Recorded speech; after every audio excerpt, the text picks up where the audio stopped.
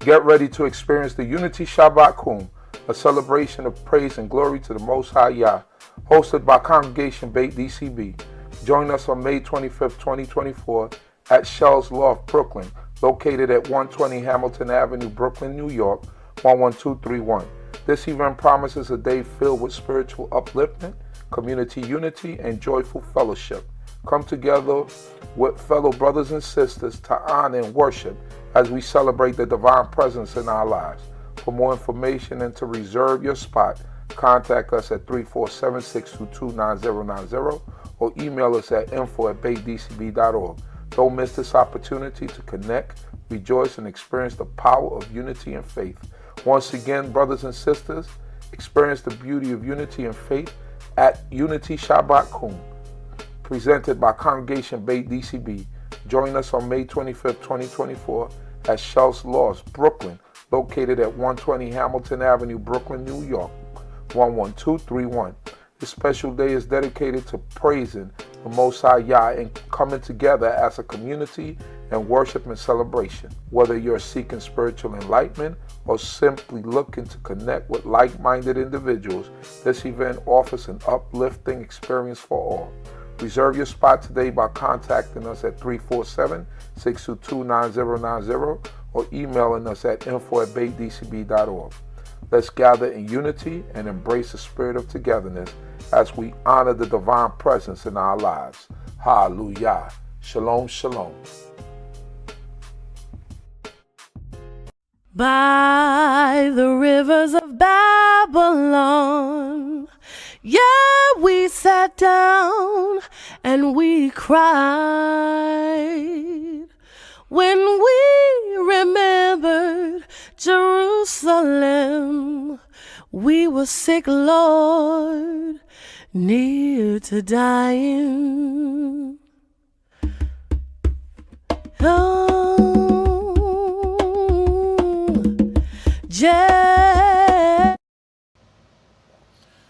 Shalom, shalom, family. Welcome to another Tanakh review. My name is Zurishaddai, one of the teachers of Congregation BINAH CHOKMAH, located in the Red Hood section of Brooklyn, New York.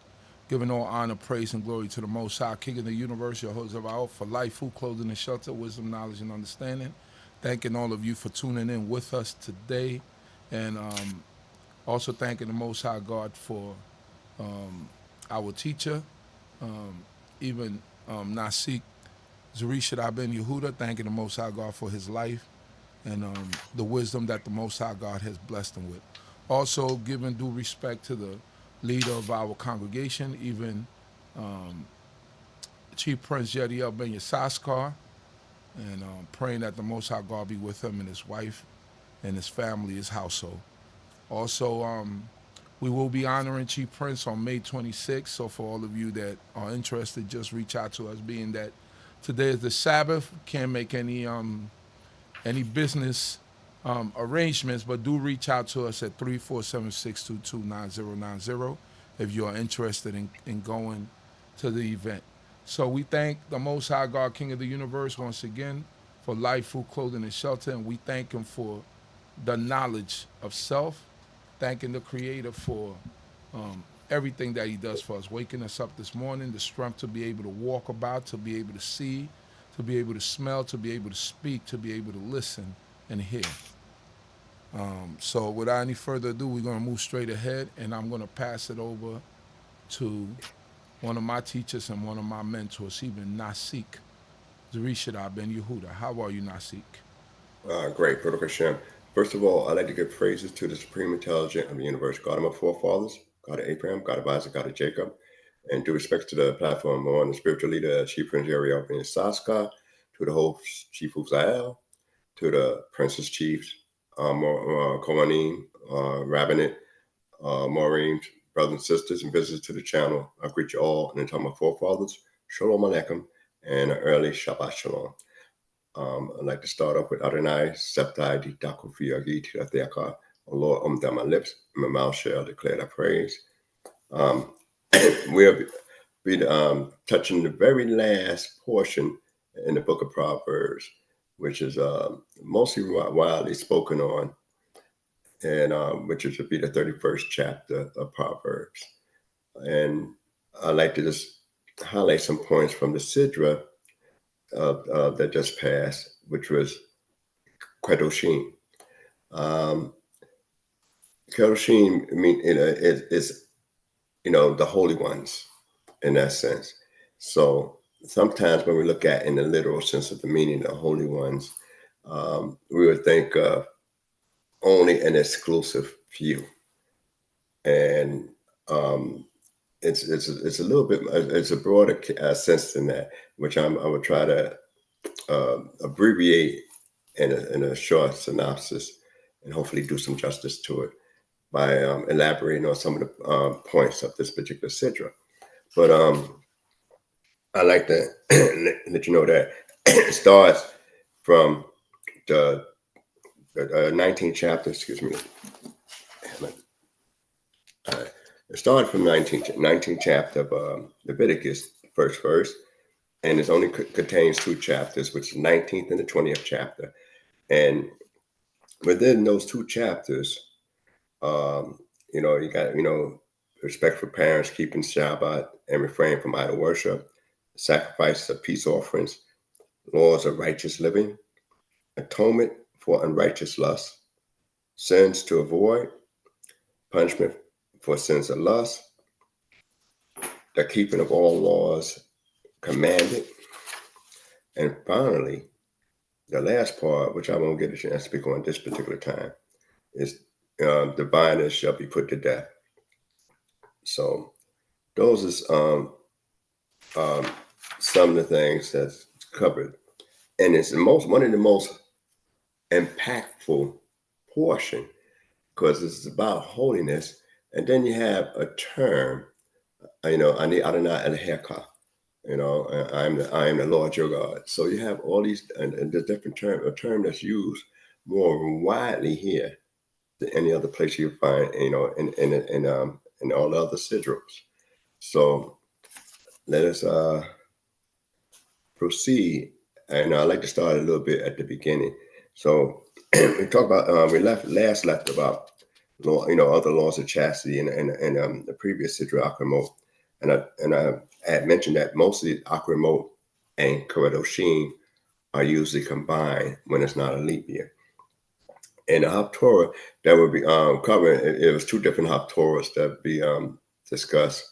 One would be almost redundant, but when it comes down to the Ashkenazic Haftorah, they would deal with the book of Amos, the 9th chapter, the 7th and the 15th verse, which is very interesting to read, as well as the Sephardic Haftorah they use for this particular portion, which is Ezekiel, the 22nd chapter, 1 to the 16th verse.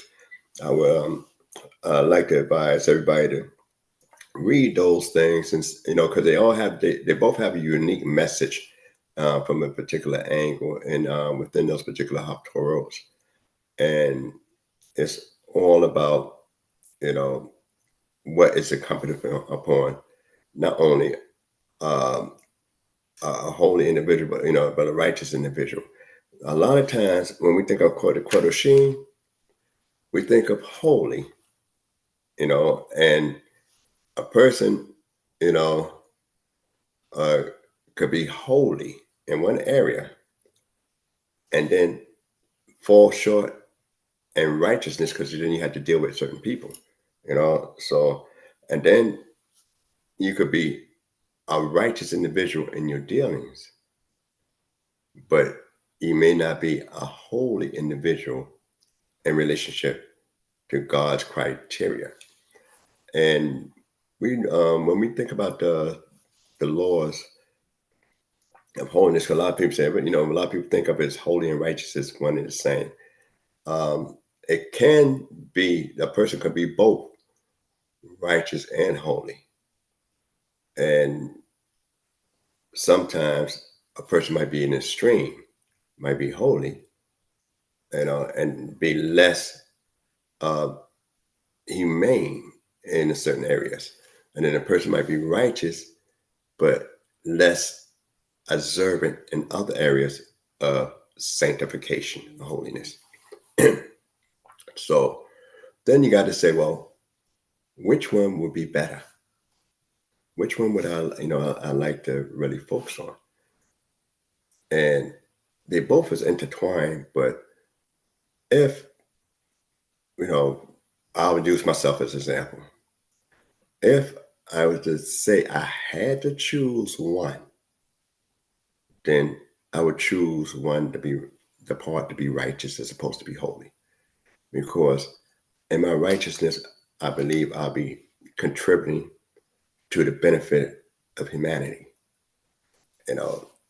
Where in my holiness, I'm really more so introverted, than outgoing. So that's that. But here we're commanded to be holy, and then if we're commanded by the Creator to do certain things to be holy in this particular portion, that means that holiness is achievable. The Creator doesn't demand anything of us that we cannot achieve. So therefore, holiness is always achievable. Now, most of us grow up hearing about the YAH mitzvot, which is the 613 laws, statutes, and commandments. And they say, who does all 613 laws, statutes, and commandments? Well, all of it doesn't apply to every individual. So that means in order for the whole 613 laws, statutes, and judgments to be enacted, that means it takes a community. So what we're talking about now is not an individual that's keeping all 613 laws.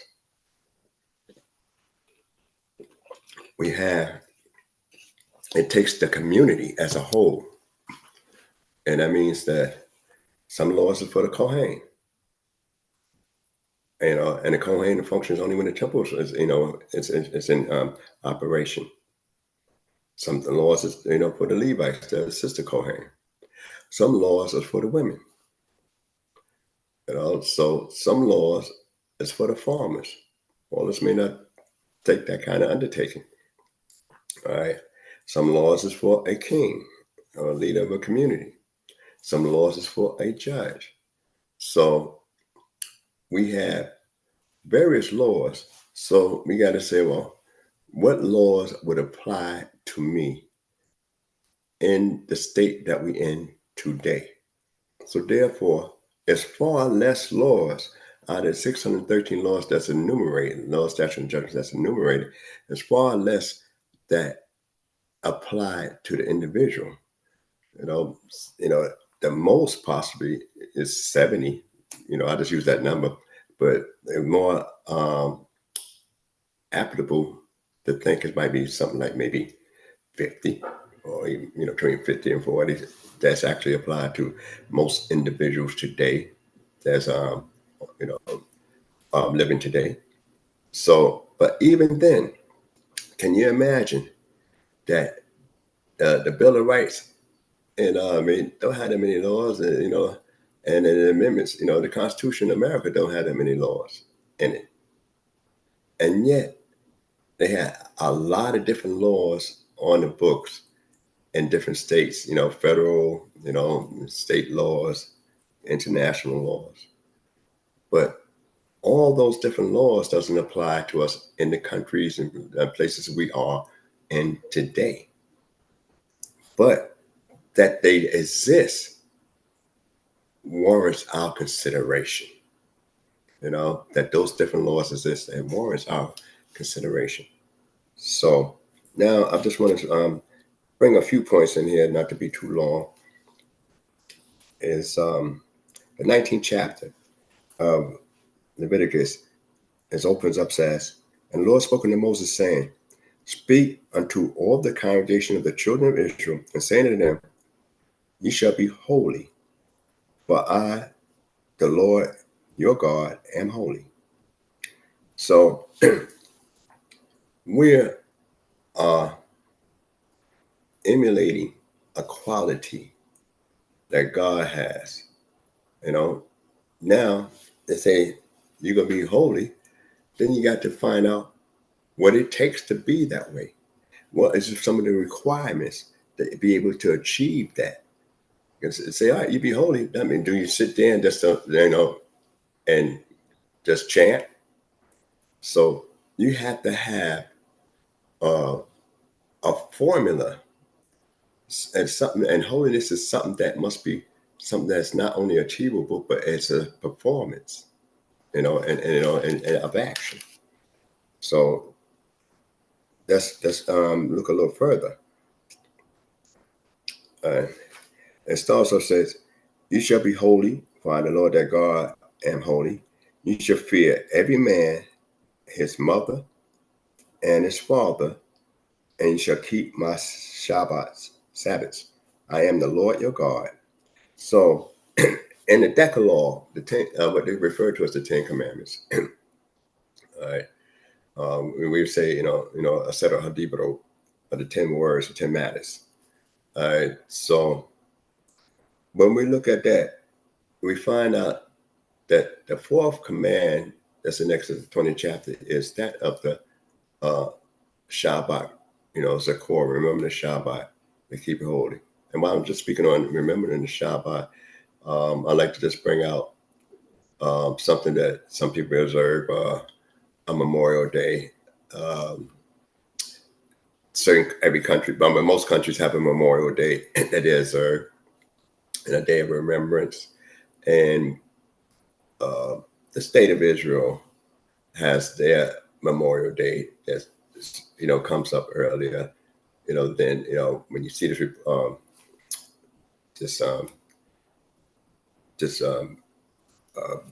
video that it's already been passed, their particular time.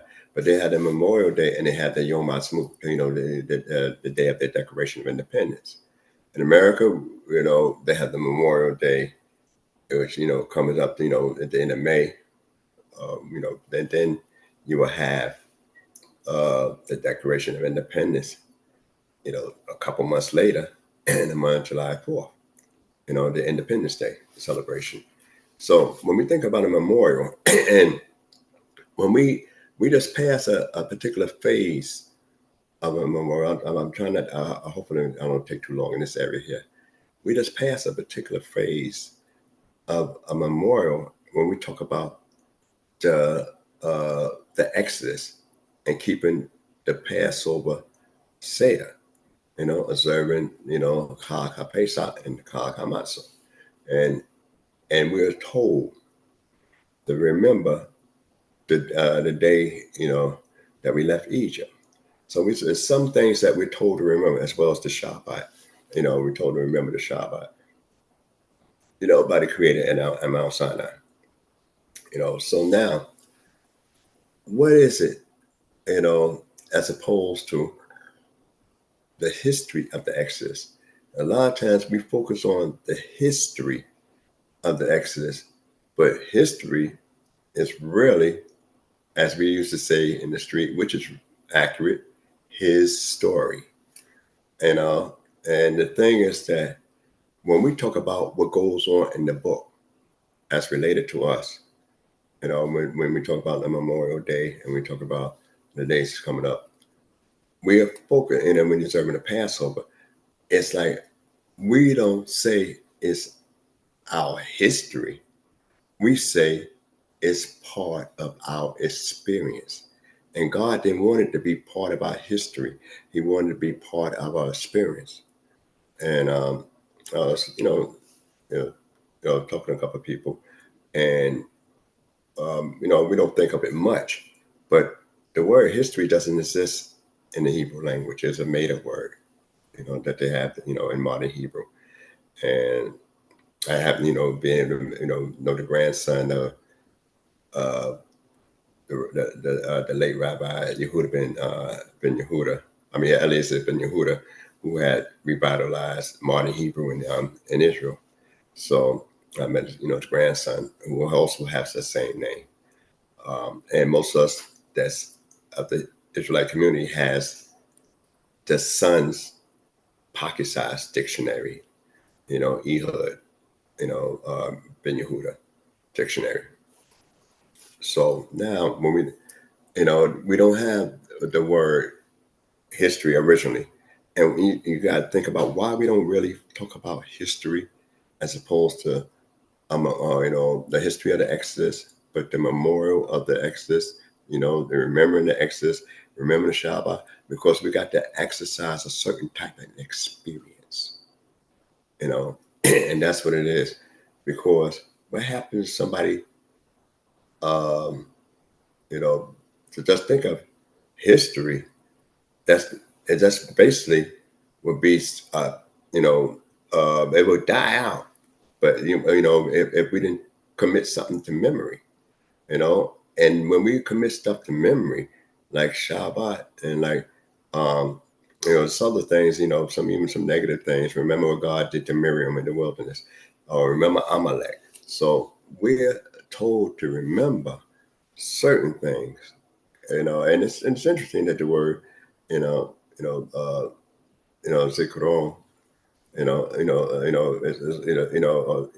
is when we talk about a Zikron, it's like a memorial or memory, but also the root could be Zachar, which means like in the male, and it also can represent strength and being strong about it. And one of the things a person become weak in is when they get older, if you ain't careful, which we're going to touch on a couple of things in this book, is about their lack of memory, what we call dementia. And one of the things a person gets frustrated when they don't be able to remember. They don't get frustrated about history, about, but they get frustrated about they can't remember to constantly go over their mind and relive a certain life experience. And that's why most people that suffer dementia become a lot of times hostile, irritable real quick. So that's just one thing. I digress a little bit, but I want to bring out that point there. But here it is that the Creator makes the parents on the same level as the Shabbat in a sense. And this is in the book of Leviticus. And this is also under the situation of holiness. And it says, fear your mother, your father and your mother. I mean, your mother and your father in this instance. So now, when you talk about fearing a man should fear his mother and his father, where in the Exodus it says, honor your father and your mother, it's usually, as I said in the past, that it's easier. And most people would normally have a more honor to their mama because that's their mother, because that's the first person they really know and be attached to. And they develop a little bit of honor for their father, later. And here, most people fear the father side because they think of that strong disciplinary act. And they look for the mother as a nurturing.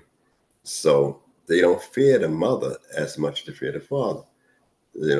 So the thing is that it's reversed here to saying, and it's to teach you that they both have equal qualities in your life. They both have a part in your life. And the Shabbat is a sign between God and Israel. So now what we're saying is that it's through that, God even looks in the sense that if you don't have a respect for your parents, then you have no respect for him. So he makes that a part of things, that the Creator don't have a parent, but he respects the parent's role in our lives and the creativity in our life. And if a person cannot respect their parents, then they don't have no godliness in them at all. They can't talk about that love God and have respect for God and have a disrespect for their parents. And this society, unfortunately, we have so much of that running rampant. So much so that even in the latter days, which we just read about in the prophecy, that Elijah is supposed to come back and fix the family relationship. He said, fix the family relationship? How? It ain't brother and brother. It's parent and children. son to the father, father to the son, daughter to the mother, mother to the daughter. So it's fixing family relationships, where it became what you call a real generation gap, which we see happening today. So that's a very important element to look at as we move forward, because most of us that even watch my program, stuff like that, the majority of people that watch the program are parents. And every one of us, have a parent. If they, at one time or in the beginning, we all just come through parents, a mother and a father. So it's important to have that kind of respect relationship. I just wanted to focus on read a few more verses and something that's very important here to me. And I will skip down to the 9th verse in that same chapter. It said, "This is when you reap the harvest of your land, you shall not wholly reap the corners of thy field, neither shalt thou gather the gleaning of thy harvest. And thou shalt not glean thy vineyard, neither shalt thou gather the fallen fruit of thy vineyard. Thou shalt leave them for the poor and for the stranger. I am the Lord your God." All right. So we are told in our law, we're told in our law to actually consider somebody other than ourselves in our daily vocation. That means that our living and our work is not strictly for us and our immediate family, but for those also we got to consider outside of our family. And a lot of times, we always say, and I brought it up before, if I work and I earn this, why would you tell me this is what I need to do for somebody else who haven't earned that? And the Creator letting you know throughout various parts of the book without going, extensively in it, and that it's an act of godliness, an act of holiness, act of righteousness, and an act of consideration for a fellow human being that's made in the image of God. Also, the beasts of the field, that's actually the creatures that's under our care. Because now we think about domestic animals, but we don't think about the wild animals. We'll feed those things that's in our family or part of our possessions, but we don't feed those things outside of our possessions. So this is one of the things that need to be considered. And then it goes on to say, and I just read this verse here, I'm going to focus on one particular aspect in here, which would be verse 35. And I'm in verse 11. "You shall not steal, neither shall you deal falsely, nor lie to one another. All right. And you shall not swear by my name falsely, so that thou profane the name of thy God. I am the Lord." All right.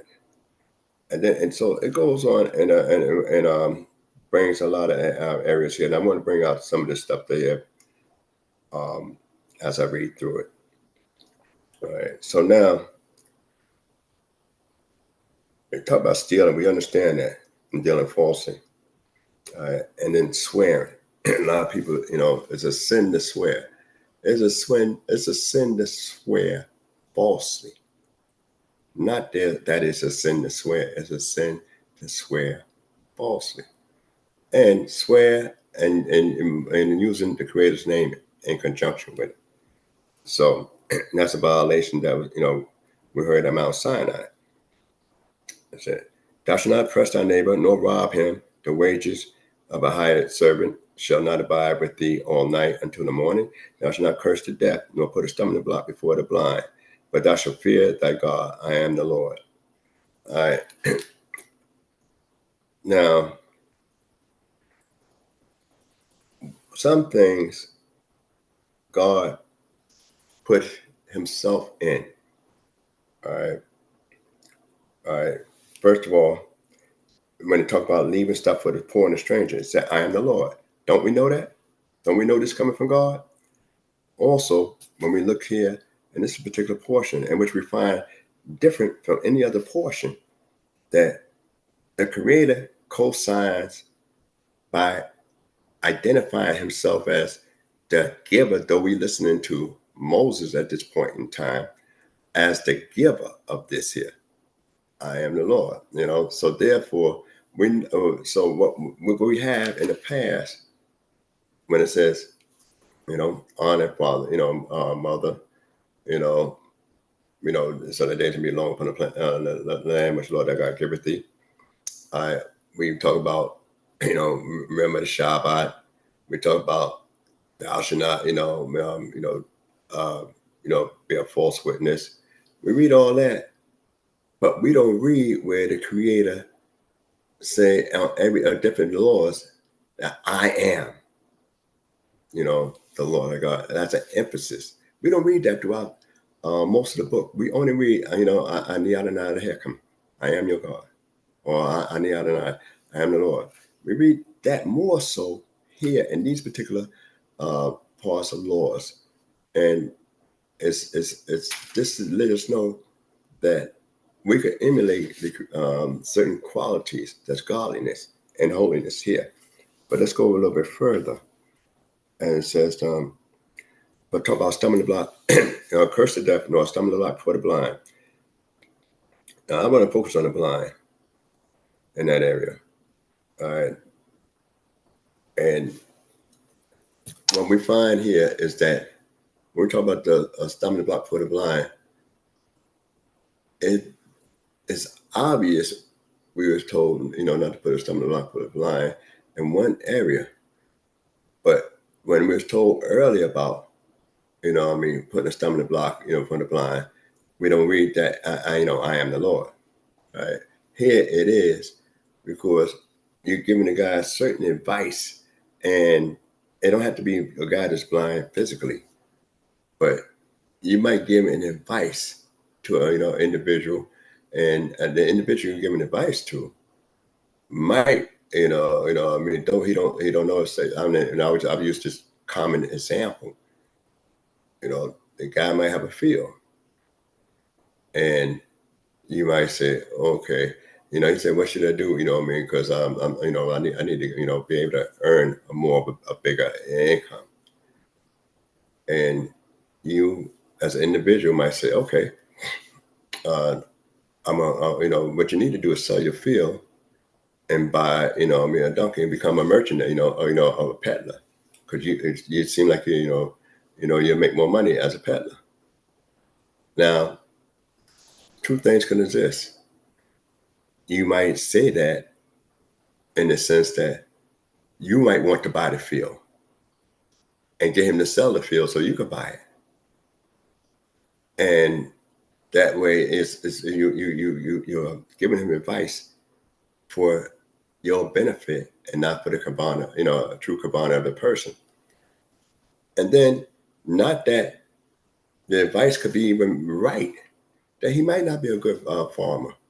He might have be a better peddler or merchandise, stuff like that. He might be good at that area, but because you gave him that advice for your benefit and not necessarily for his benefit, you had skin in the game, and that would be putting a stumbling block before the blind. So those areas there, misinformation is a real tragic in a sense.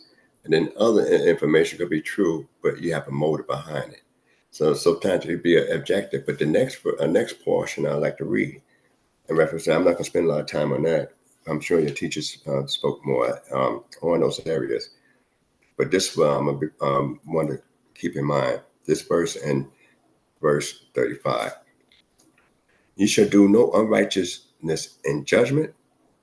Thou shalt not respect the person of the poor, nor favor the person of the mighty, but in righteousness shalt thou judge thy neighbor. All right. So it's talking right here as a judgment. And we're going to skip down. Let me see.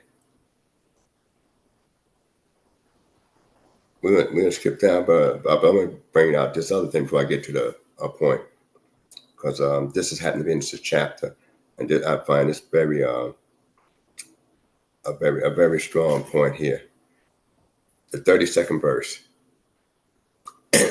of this chapter, same chapter, 32nd verse. Thou shalt rise up before the hoary head, and honor the face of the old man, and thou shalt fear thy God. All right. So now, I use two terms, Seva and Zakwen. You know, the hoary head. Now, I know a lot of people around the communities I got, I'm around. When they see a person that's have, silver, beard, silver hair, they just stand up. They might nod. That's all well and good, in that area there. And that's better than most communities that we are around in this fast city. But it means a lot more than that. It means in a sense that are you able to, if they need a seat, if they need this, if you're able to go, if you see them with some packages, do they need some help? Do they need some assistance? Do you say, well, look, are they able to give some kind of advice? Because if they got to be a certain age in life, when people say, the English term old person, which is different from what the Hebrew uses, because they use the word zakwin, which doesn't necessarily mean you're old, antiquated, outdated, and stuff like that. It's just that you became vintage. When people look at that, do you that means that it's a privilege for a select few to reach a certain age in life. All right, and then when they reach a certain age in life, that means that the Creator kept them on the planet for a reason, because they are some kind of, give some kind of insight and motivation to the generation, behind them. So the thing is that we any society that don't respect their elders, it's a society that's meant to be doomed, and it won't last long, because if you don't respect your elders, then you only get better with time when you look over your life and have a memory. First, that thing about a memory. That's when you get better over a period of time. So you have life experiences. So when we look at that particular verse, honor the face, the old man, thou shalt fear thy God. The Creator let you know that He gave him life to live that long. So so that means you got to have that kind of same awe and reverence and respect, that the Creator said, I'm letting you know that if you're in awe of me, then you need to respect that individual, have been in awe of the individual. How did he make it that long? They had these different songs out here. I could never have made it without you, and they're talking about the Creator. So we learn these different things here from our particular book and teachings. So here, I like to bring, in the 33rd, and if a stranger sojourn with thee in your land, you should not do him wrong. The stranger that sojourneth with you shall be unto you as the homeborn among you, and thou shalt love him as thyself. For you are strangers in the land of Egypt. I am the Lord your God. All right. Now, there's two areas, that where we find this thing repeated, and it's very few that's ever mentioned like that. It's we read in we hear in the New Testament, one of the sermons, and I'm gonna bring it out because it's written there, that you was told, to love your brother and hate, your enemy. And yet we're told to love a stranger, period. So if we're told to love a stranger, which is not the easiest thing to do, the Creator said, look, you need to put yourself back and remember how you was. So it's all based on memory, not based on analogy, but based on memory of a life experience, how we were. And we're told, we're told to actually love a stranger. And yet with strangers, you don't read where we're technically told to love your wife, but you're told to love a stranger. And the Creator, it puts himself in this area about what he done. And he makes it sums up almost like the scene, the revelation of Mount Sinai, where I am the Lord thy God, which brought down the land of Egypt, And this one we're going to come in the next verse. It says, the 35th verse, which I'm going to focus on just a moment. You shall do no unrighteousness in judgment, and meet yards in weight or in measure. Just balance, just weights, and just ephah, and a just hin shall ye have. I am the Lord your God, who brought you out of the land of Egypt. You shall observe all my statutes and all my ordinances, and do them. I am the Lord. Now that's how that particular chapter ends. So now this is what I want to focus on, because this is the most impactful part here. Then we read earlier in the same chapter about judges. So now, what makes the difference between when we read earlier around the 15th verse, about you shouldn't do no unrighteousness in judgment, nor shall not respect the person of the poor. All right. So right then and there, you're talking to a judge here. But down here, it seems like you're talking to a merchant. And you say, well, what do a peddler, a merchant, a storekeeper, a guy that sells silk, a guy that sells flowers, a guy that sells wine got to do with being a judge? And how come you didn't say that when the guy's talking about being a judge, but you make emphasis on this particular portion here? This is what the Creator did. He made an emphasis on this because when you're selling, a weight, and we read in the Proverbs, 22, to verse 23 about, God hating, unjust balance and weights. All right. So when we talk about that when you selling something that's supposed to be a gallon, and you got 9/10 of a gallon, like we see all the time at the gas stations, say, well, how much gas costs? Oh, it costs such and such, $3.50 a gallon. But it pumped clearly say 9/10 of a gallon. So are you getting a gallon? Is that just? And yet they always tell you about how much gas costs a gallon, and they always tell you, you buy a gallon of gas for so-and-so, buy a gallon of gas for such and such. But then when you go to the pump, it tell you this is what a gallon costs. But then when you look carefully on the up, it says 9/10 of a gallon. So now, is that just or not? Or they consider it the tax part of the plan? So these are some of the things that's, when they talk about a judge, it's even talking about the way a judge is with weights. So they look at a merchant as being a judge, and look at him in the sense that when you're falsifying it, you're exploiting people vulnerability. Because if I say I'm buying a gallon, a gallon of wine, then I should have a gallon of wine. And if you have a diverse weights in there, you yourself know that, all right, I'm only cheating them a little bit, just a little off. And then you got 100 people a day, and it's a little off, but you made a profit of 100 people a day, where a person thinking they're getting justice, they're getting a fair exchange. And the Creator hate that inequity. And he hated so much in that inequity that he focused on and go ahead and put down here and say, I am the Lord your God. That means you don't respect me. You don't respect me if you do that. All right. And I brought you out of the land of Egypt. That means that the Egyptians didn't respect us either.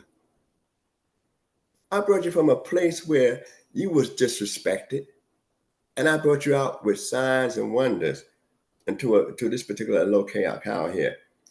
And now you're going to practice the same things that you hated and that was practiced against you. You know, it's almost like the afflicted become a little afflictor later on when they get in power. So this is some of the things that, you know, we got to look at. And that's what the Creator focused on in this area here. It said that you should observe all my statutes and on my ordinance and do them. I am the Lord. So this is the only part. And what we find here in this particular portion of Kedoshim, there's nowhere else when it says thou shalt not steal, it don't say I am the Lord. You know, earlier when it says, you know what I mean, that you know, to bring up the, you know what I mean, the first you know what I mean, the first fruits and stuff like that, they don't always say I am the Lord. We got a lot of laws where the Creator don't go ahead and emphasize I am the Lord. And even more so, this law here, he makes this just like the beginning of Exodus, the 20th chapter. I'm the Lord thy God, which brought thee out of the land of Egypt, out of the house of bondage. So he starts off introducing himself on that level. And then when it comes down to dealing with a fellow human being, you know, even as what we consider, you know, we would think of him as a merchant, but a judge even, you know, because a merchant is a judge and people look for them for justice and dealings. When you go to a court, it's a matter of blood and plead and plead. So the thing is that it didn't say that up there, which you know is really a judge outright. But when you are a merchant, you become a judge. You become an authority. And when you become abusive in your authority, then the Creator gonna hold you accountable for it. And that's why he's watching over that, just that tight. And that's why he makes this statement here in reference to, you know, I am the Lord thy God, which brought you out of the land of Egypt. So Israel was not brought out of, liberated out of Egypt to be free with nothing to do. Freedom is always based on, I have a goal to achieve. That is what freedom is, that I'm able to go ahead and achieve the goal I want in life. That is freedom. So if we don't have a goal, freedom is just like when in this country here, when they say, oh, y'all guys are free. So what you gonna do? Where you gonna go? What's the purpose? We left Egypt with a purpose. Go to Mount Sinai. Worship God there. We left Mount Sinai with a purpose to go into the land. All right, so we find a lot of stuff, you know, that if we don't have a purpose in life, then you're not truly free. And freedom means nothing. And that's one of the things here that the Creator reminding us about how he dealt with the Egyptians. He told Abraham, know of a surety that your children will be in a stranger in a strange land for 400 years. And then I will judge that people and all the matters they was dealing with. So, and he told us in the Exodus, so if we remember clearly, he executed judgment, not only on the Egyptians, but the ideologies that they thought about, you know, that they gave tribute to, and how they disrespected our people in their land, you know, and oppressed the poor and the needy. The Creator defends the poor, and you read about that strong in the Proverbs, that he would defend them. We read it about that in our law, in the law, that he defend them. Even so much so that say, if you loan to the poor, you loan to God. What do God need from us? So this is one of the things that we're emphasizing. So I'm gonna move on. I know I spoke a little while on this, but there's so much stuff in here, and there's other areas. So you got the relationships, you know, that's forbidden. You know, and in a society like this, I'm sure a lot of brothers talked on that heavily, because it's the immoral relationships that's specified, that's become abominable in our way of life.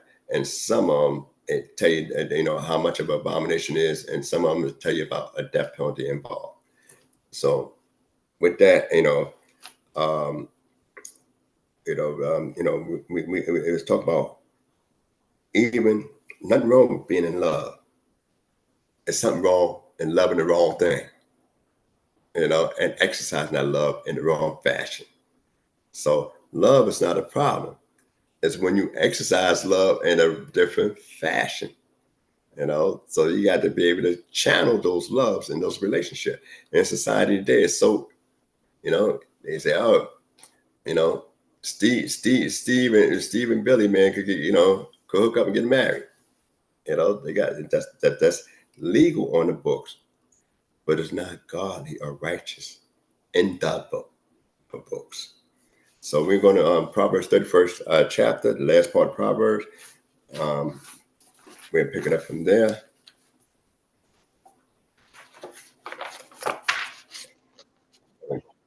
And one of this is considered the actual fifth book of Proverbs when we're talking about the 30th and the 31st chapter, and it's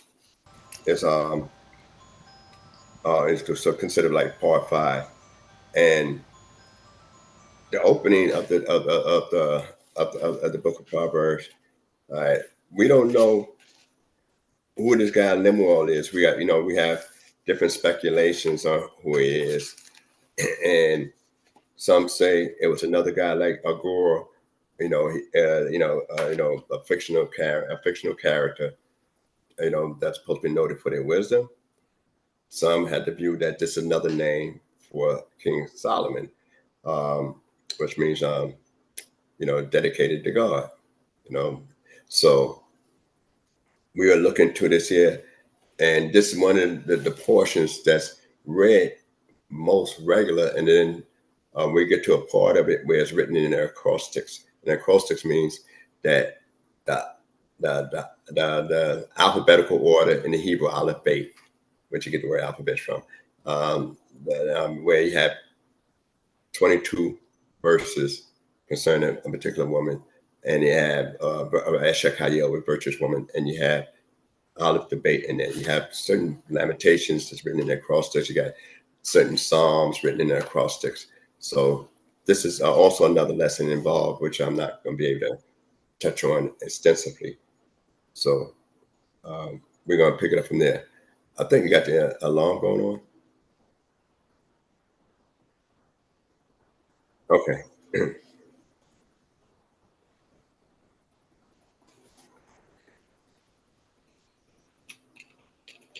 So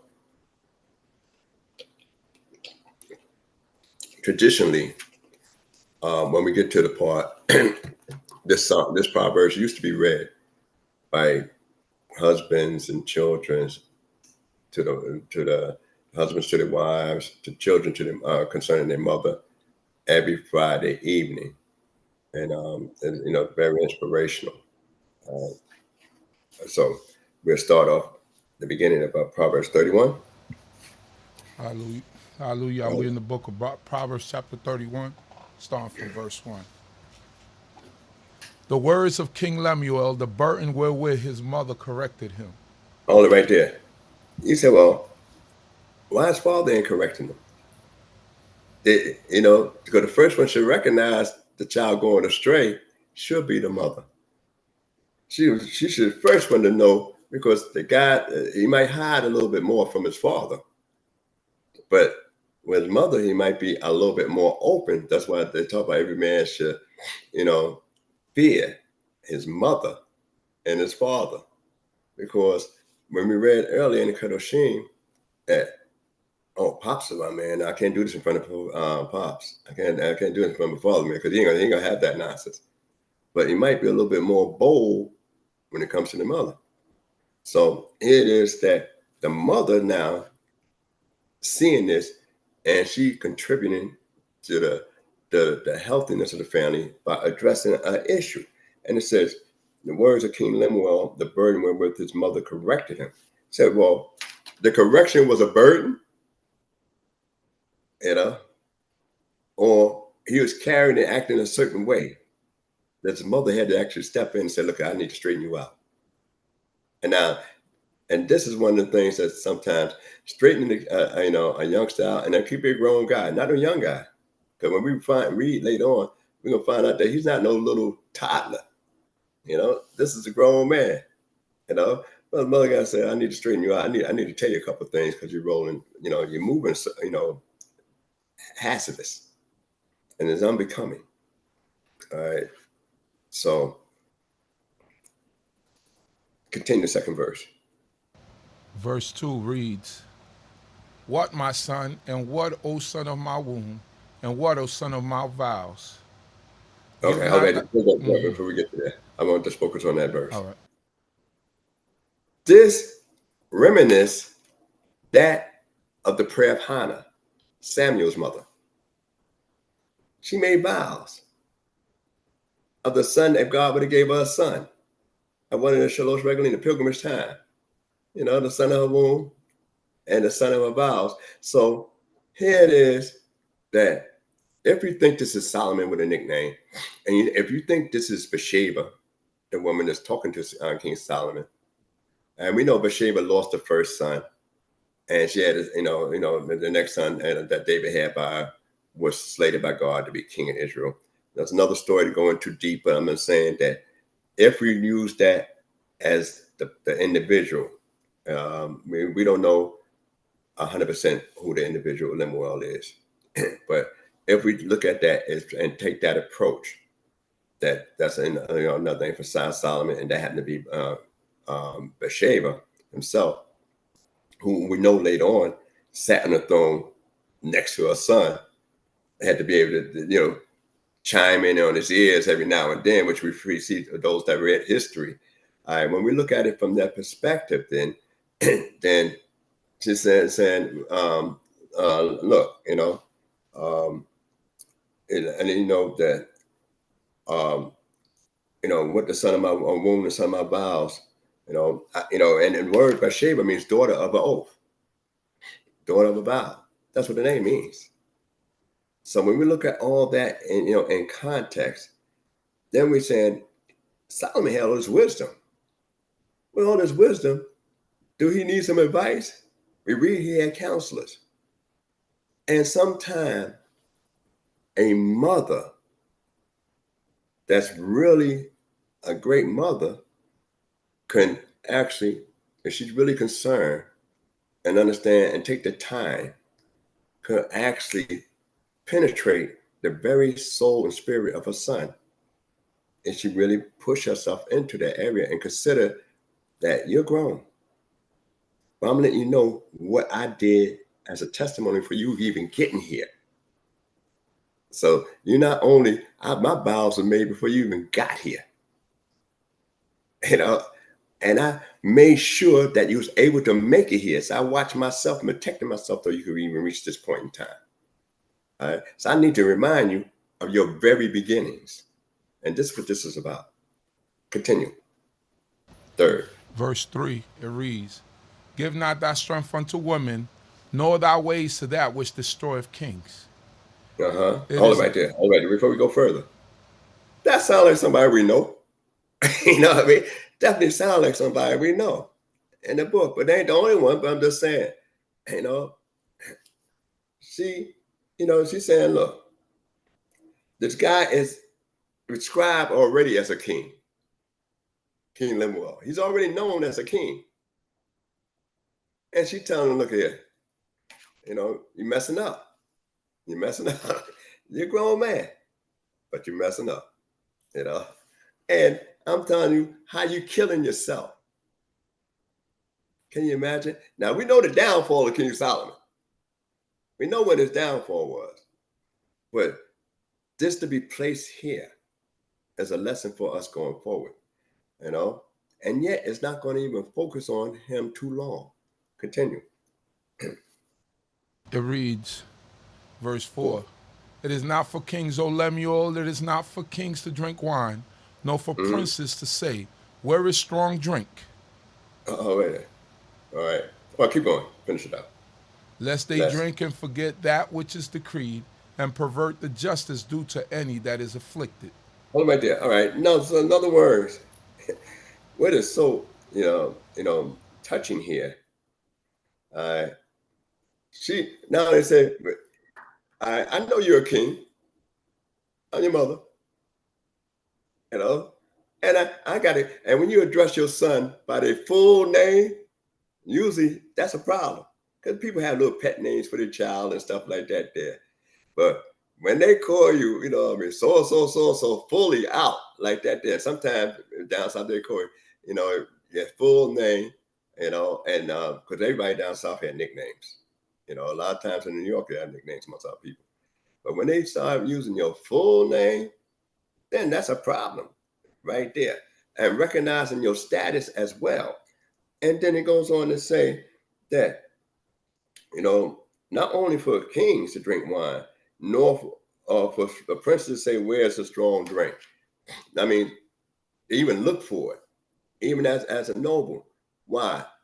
Because you entertaining the wealthy, the nobles. You're the king. So who's gonna be around drinking wine with you? You ain't gonna drink alone. You're gonna drink with your, you know, your constituents, people of high nobility. So you're the king. You say, well, I got all these princes and lords and, you know, and big shots right here. So we enjoying ourselves. We just left a situation with the banquet of Ahasuerus, you know, with Purim. He had a party for his nobles, and he'd say, all right, let the other people have their little thing, you know, get the common people involved. But first, we got, these my homeboys, you know, and it said, so she's saying, it's not for that. And saying, and not only that, you be drinking and you forget, you know, and don't do justice for afflicted. We just read in Kedoshim about the Creator talking about dealing with the poor, about justice. One, we find out in the 15th verse of Leviticus 19 that it's actually judges. And over here, he equate the merchants about the hen, the ephah, you know, all that as being a judge. So much so that the Creator certified with identity that he used in Mount Sinai. So here she's telling them that. All right. And so you're saying you pervert the justice due to any that is afflicted. All right. Keep going. 6. It reads, give strong drink unto him that is ready to perish, and wine unto the bitter in soul. Let him drink and forget his poverty and remember his misery no more. Okay, hold it right there. That means right then and there. Those are the ones that need it. You know what I mean? They get off that downward spiral that they're on. All right. So that means, so they don't focus on that. Not to be drinking and go ahead on and become, you know, I mean, drunken and fall out. You know what I mean? Overindulge. It don't mean that. You drink enough so that you don't let your problems be your life. You know, that you live beyond your problems, not fall down under the burdens of your problems. And this is what she's saying, that you don't need that. You need a clear head. One of the things, and I share with my sons, and and it's a practice I've used for many, many years, you know, coming up in my teenage years, that when I get ready to discuss issues of Torah in the book, I don't like to discuss it when people drinking, you know, heavily. I don't like to do that. That's me personally, because I'm giving you 100% of my unadulterated, you know, attention by no chemical stuff, you know, where my mind is sharp. And I don't know what percentage your mind is sharp. Why you say, I can handle this, I can handle that, I can handle that. And most brothers, I mean, sometimes sisters, but most brothers will want to talk more deep concepts and scriptures when they're drinking than when they're sober. So, and I find it, you know, personally, I find it insulting. Now, I'm saying, you know, you could talk a little bit about, you know, I mean, what do you think about so and so, or the scripture remind me of such and such. Okay, well, that's a short conversation, quick answer, boom, we're moving on. We're here for another scene now. So that's and my son's starting to adopt that as well, which I'm, you know, proud of, because one of the things is that if you're around partying, then you're in a party atmosphere. So the conversation is going to be more geared up for that atmosphere. But if it's kind of sometime when people need some serious advice or serious judgment, then you say, all right, let me get back to you. That's the wise thing, say, let me get back to you on certain things, because right now I'm in a different locale spiritually. And this what it's saying. So that guy that's had the problem, give them a drink. And so they get out the different locale with you. So you bring them in one locale for a moment, and then you address the issue after they can forget the problem.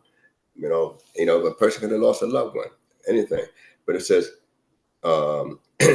bitter of soul, ready to perish. A guy getting ready to leave this world. So it's an extreme. One person getting ready to leave this world. It's okay.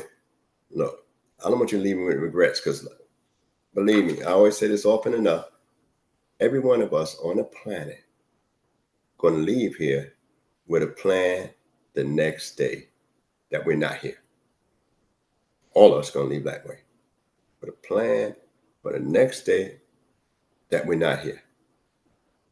And therefore, if you have some kind of real ailment, you're going to say, okay, they're going to press hard. So I know I ain't going to make it out of this. I feel like I'm going. I feel like I'm not going to see it another day.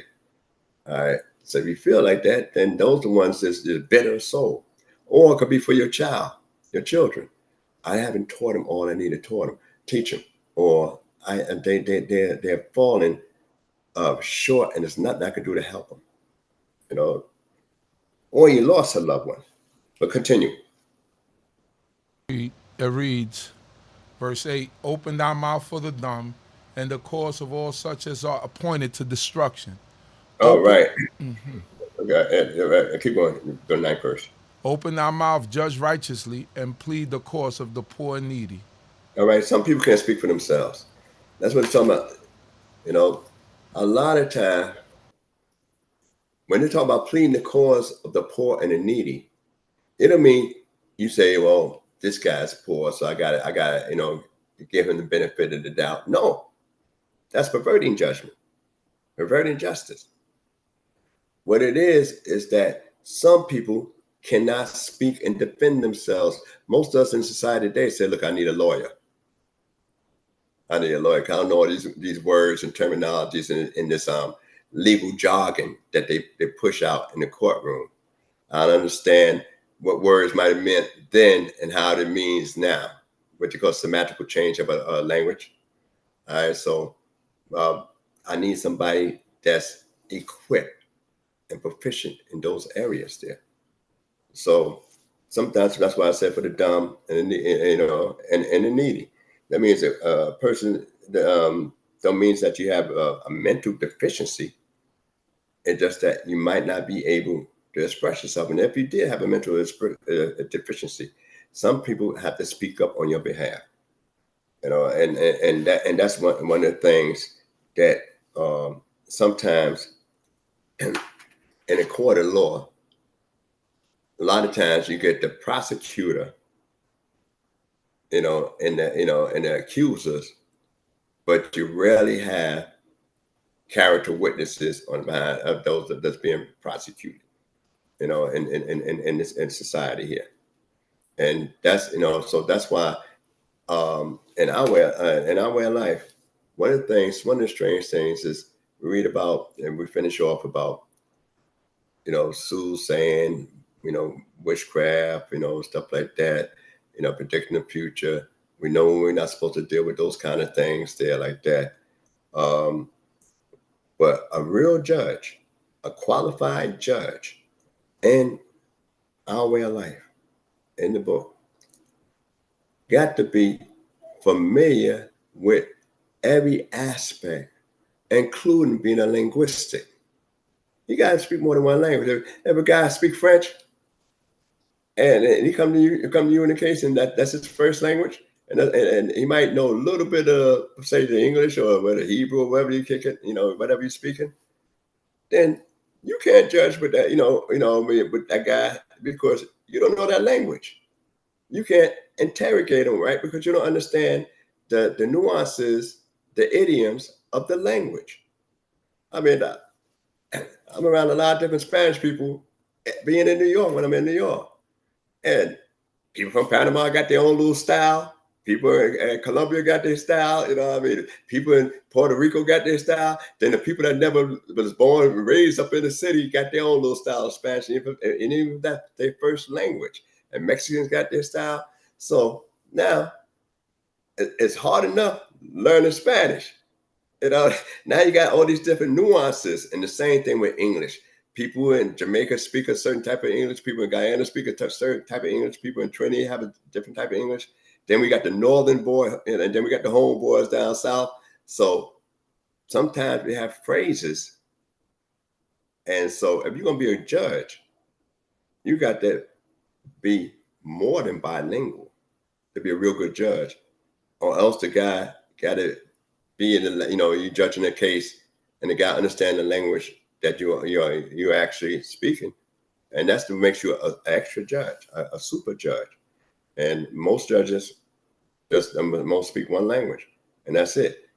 And then another guy might understand a word from a different perspective. Like I said, things change. So what it might have had an old English meaning for certain things have a new meaning, in a certain legal setting today.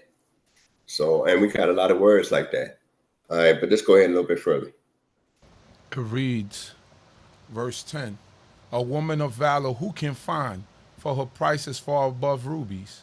All right, now this where it changes from the 10th verse on to the end. All right, 22 verses here. All right, woman of valor can find.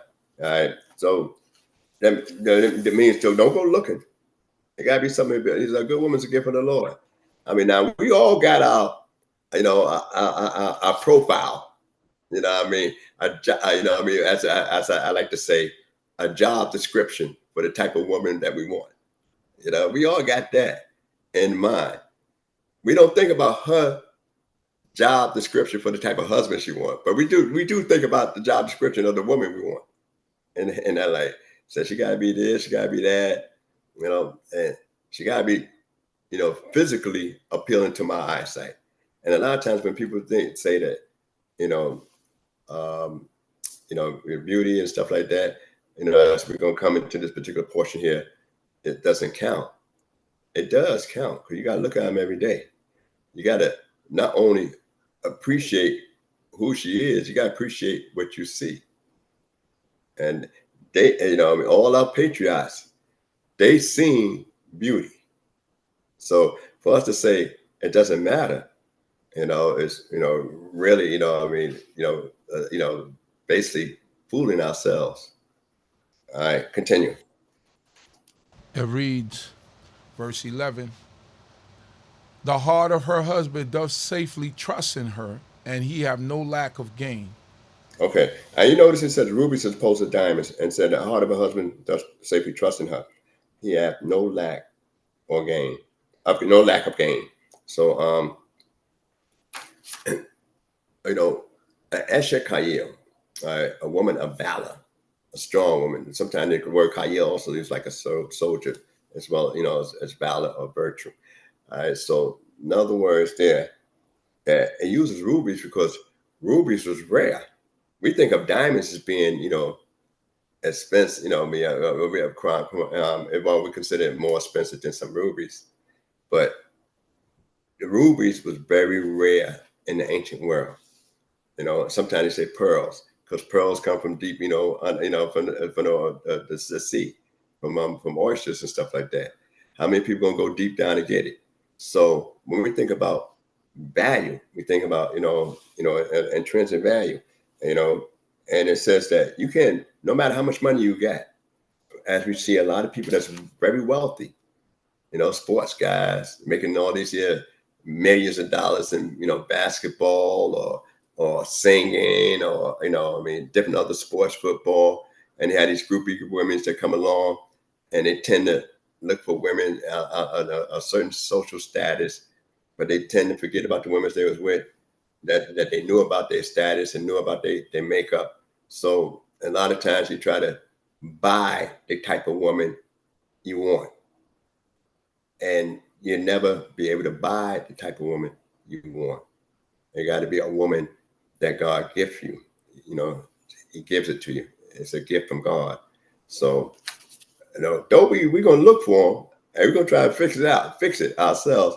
A lot of times, we got to focus more on asking God, because sometimes we might see the pearl or the ruby, and we just think it's a piece of colored glass, and that's it. Continue. Verse 12, it reads, she doeth him good and not evil all the days of her life. She seeketh wool and flax and worketh willingly with her hands. Keep going. She is like the merchant ships. She bringeth her food from afar. Keep going. She raiseth also while it is yet night, and giveth food to her household, and a portion to her maidens. She considereth a field and buyeth it. With the fruit of her hands she planteth a vineyard. Right there. Now, in other words, she's industrious, and also she's kind, because she don't look at her help, her maids and stuff like that, as just a cog of machinery.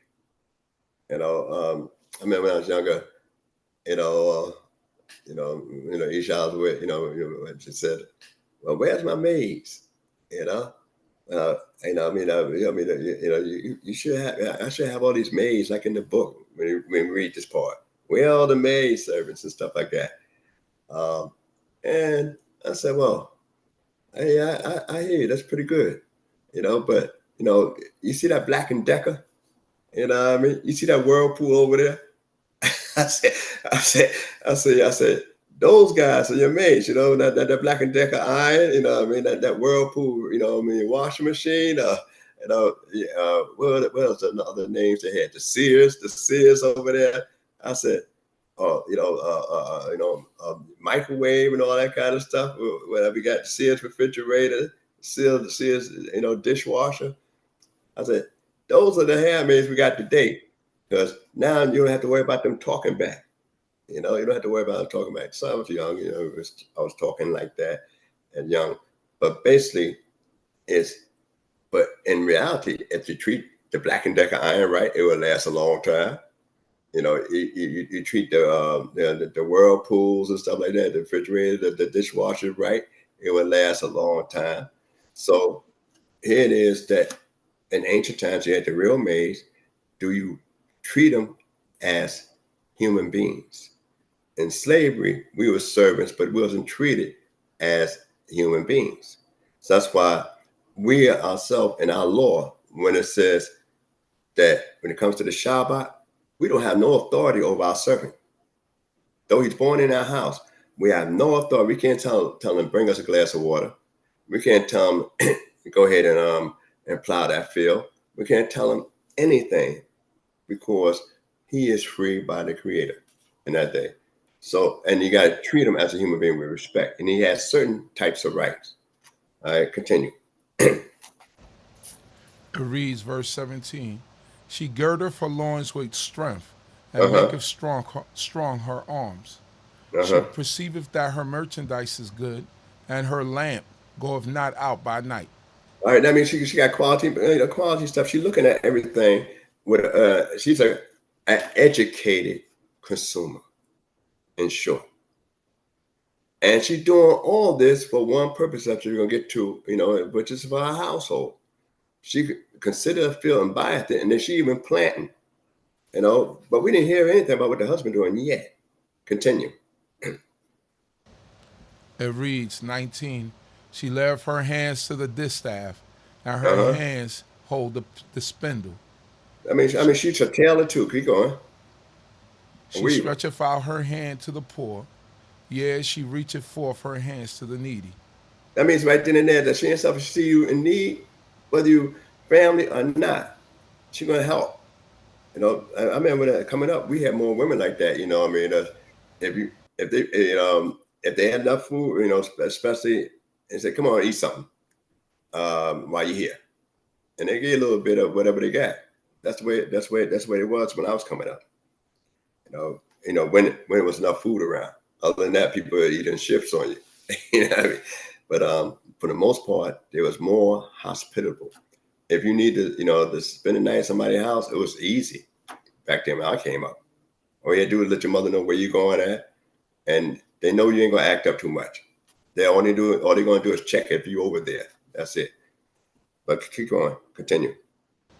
It reads, verse 21, she's not afraid of the snow for her household, for all her household are clothed with scarlet.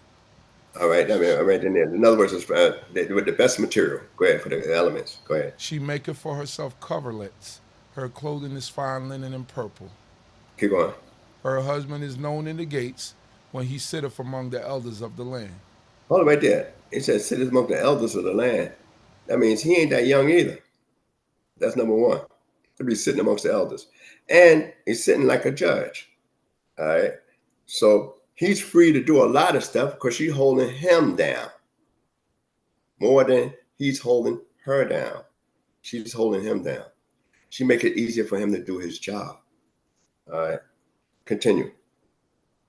It reads, verse 24, she maketh linen garments and selleth them, and delivereth girdles unto the merchant. The strength and dignity are her clothing.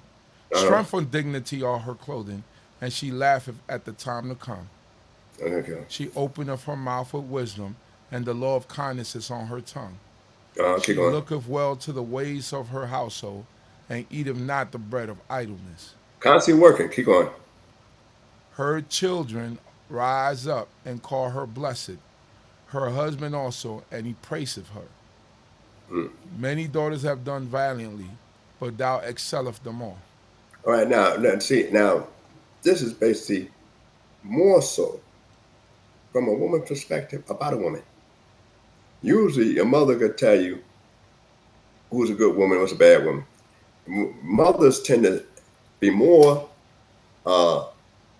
scrutinizing of a son's intended partnership with a woman, than he could see. Because she a woman, she love her son, and she gonna protect him beyond, because she knows some of the powers of women, and say, would this be good for my son? Not necessarily will my son always be good enough for her, but would she be good enough for my son? But continue.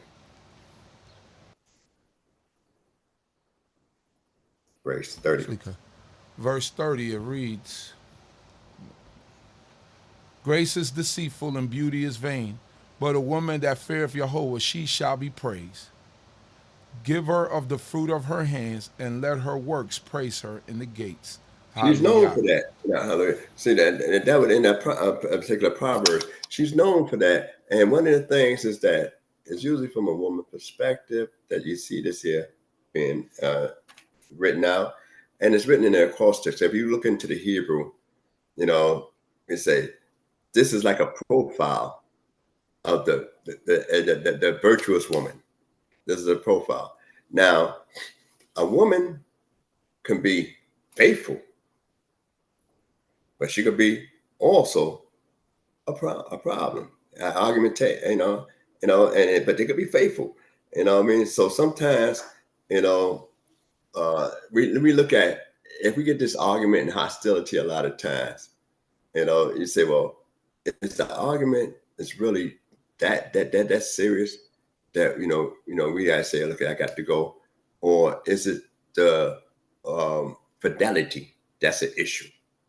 And her fidelity, and if it's about the household, because arguments gonna always come up. If they say a connect door, a connect door means that she got to see things. She can't see things the way you see it all the time.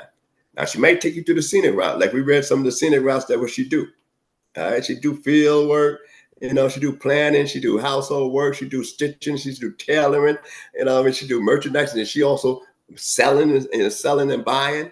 So she got a lot of stuff that she do, and then she got the kids to deal with, because she's looking out for the household and her maids. So she's doing all that, So then you're gonna say, what? It doesn't talk. It says the husband trusts, hard trust in her, but she don't say, how much the relationship they have that can be smooth in this whole thing. So the thing is that more so, the woman, a good woman will hold down the man more so than the man hold down the woman, because it frees them up. And so when she has a difference of opinion on some issues, all right, it's still going to be a vote of one. And I always say that. I know a lot of people don't like to hear that. But if there's only two people, you know, I mean, you can't have an indecision. You open up the polls again, and then you cast that one ballot. Sometimes it's in her favor, sometimes it's the other way. But you got to make a move, on some issues. But the thing is that she's going to see things different and possibly see it different so that you can get another perspective on things. And also that she's with the kids more often than you are as a man, no matter what kind of lifestyle she got. Even in this modern world, she with the kids more often than you are for the most part. And therefore, you're learning more about the kids from her contribution telling you, as well as being with the kids at times. So I hope you got some of what I said. I'll be picking up on Ecclesiastics. That'll be the next thing I'll be going in, so that way I can finish out this the cycle year of book of Ecclesiastes Kohelet. So I hope you got some of what I said. Any mistakes from my own, I'll say Shabbat Shalom and early Shabbat Shalom rather than Shalom Aleichem. Hallelujah. Torah about Nasik. But hoping that the Most High God will bless you. And to everyone out there, Shalom, Shalom. And may the Most High God bless each and every one of you. Hallelujah. Hallelujah. Shalom, Shalom, brothers and sisters. Get ready to experience the Unity Shabbat Kum, a celebration of praise and glory to the Most High Yah, hosted by Congregation Beit D.C.B. Join us on May 25th, 2024 at Shell's Loft, Brooklyn, located at 120 Hamilton Avenue, Brooklyn, New York, 11231. This event promises a day filled with spiritual upliftment, community unity, and joyful fellowship. Come together with fellow brothers and sisters to honor and worship as we celebrate the divine presence in our lives. For more information and to reserve your spot, contact us at 347-622-9090 or email us at info@baitdcb.org. Don't miss this opportunity to connect, rejoice, and experience the power of unity and faith. Once again, brothers and sisters, experience the beauty of unity and faith at Unity Shabbat Kum, presented by Congregation Beit D.C.B. Join us on May 25th, 2024 at Shell's Loft, Brooklyn, located at 120 Hamilton Avenue, Brooklyn, New York, 11231. This special day is dedicated to praising the Most High Yah and coming together as a community and worship and celebration. Whether you're seeking spiritual enlightenment or simply looking to connect with like-minded individuals, this event offers an uplifting experience for all. Reserve your spot today by contacting us at 347-622-9090 or emailing us at info@baitdcb.org. Let's gather in unity and embrace the spirit of togetherness as we honor the divine presence in our lives. Hallelujah. Shalom, shalom. Let's get all his wisdom, understanding. We'll do our standing, all praises to the Most High, his laws and commandments. The CHOKMAH here to push it through your speakers. Judgment, truth, and love should be coming from the leaders. Yeah, knowledge, wisdom, understanding. We'll do our standing, all praises to the Most High, his laws and commandments. The CHOKMAH here to push it through your speakers. Judgment, truth, and love should be coming from the leaders.